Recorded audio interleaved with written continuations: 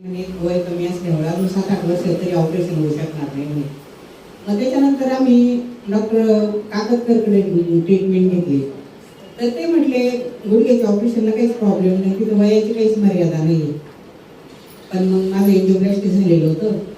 एंजिओप्लास्टी झालेली असल्यामुळे ते म्हटले तर काही जास्त BP वगैरे वाढला तर दुसऱ्या हॉस्पिटलला शिफ्ट करावं लागेल. पण मग माझ्या मिस्टरांनी ऑपरेशन न करण्याचा निर्णय घेतला. त्याच्यानंतर आमच्या तिथं भरपूर पैसे सांगितले होते मला. तर आमच्या अपार्टमेंटमध्ये एक मुलगी यायची. तर ती पहिल्या दिवशी आली, दुसऱ्या दिवशी लगेच मी विचारलं तिला. तिने सांगितलं मला अशा ठिकाणी थेरपी आहे, तर जातो मी. दुसऱ्या दिवशी लगेच सुरुवात केली तर थेरपी घ्यायला आणि 1 वर्षभर कंटिन्यू मी इथं थेरपी घेतली. तर मला गुडघ्याला, कमरेला व हातांना जवळजवळ 75% फरक पडला. मग त्याच्यानंतर दीपावलीच्या वेळेस आम्ही थोडं घरी गेलो होतो. घरी थोडंसं शेती काम केल्यामुळं माझा थोडा BP वाढून गेला. मला लक्षपूर्णाच्या दिवशी माझी तब्येत बिघडली. मग मला ॲडमिट केलं. मग ॲडमिट केल्यानंतर सायली मॅडमांचा फोन आला मला. आई म्हणे कुठं आहे, तुम्ही थेरपी नाही आल्या आज.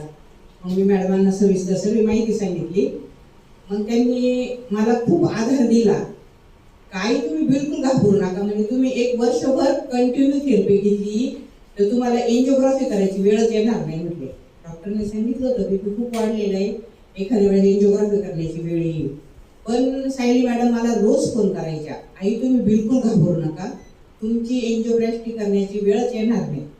त्याप्रमाणे मला खूप आधार वाटला.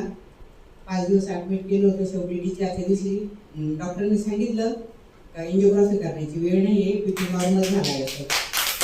तर मी सायली मॅडमचे खूप आभार मानते. त्यांनी मला खूप आधार दिला होता.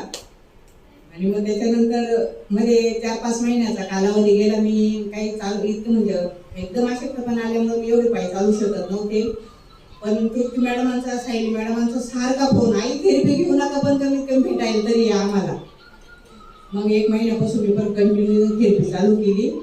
आणि त्या पिरियडला माझा हा उजवा हात खूप दुखत होता. मला असं काही उचललं पण जात नव्हतं. मी इथं आल्यानंतर तृप्ती मॅडमनी, काही सायली मॅडमनी, आत्यांच्या मॅडमांनी मला हाताचा वेळ दिला. 4-5 दिवसातच मला त्या हाताला पण फरक पडला लगेच. मी हनुमिराई सेंटरचे, तसेच लकी सरांचे व इथल्या सगळ्या स्टॉफचे खूप खूप खूप आभार मानते. मी तर परमेश्वराजवळ अशी मागणी करते काही परमेश्वरा 5 वर्षाचं माझं आयुष्य आमच्या लकी सरांना दे म्हणून. एवढी मी खूप लकी सरांचे खूप खूप आभार मानते. बस एवढेच असेल.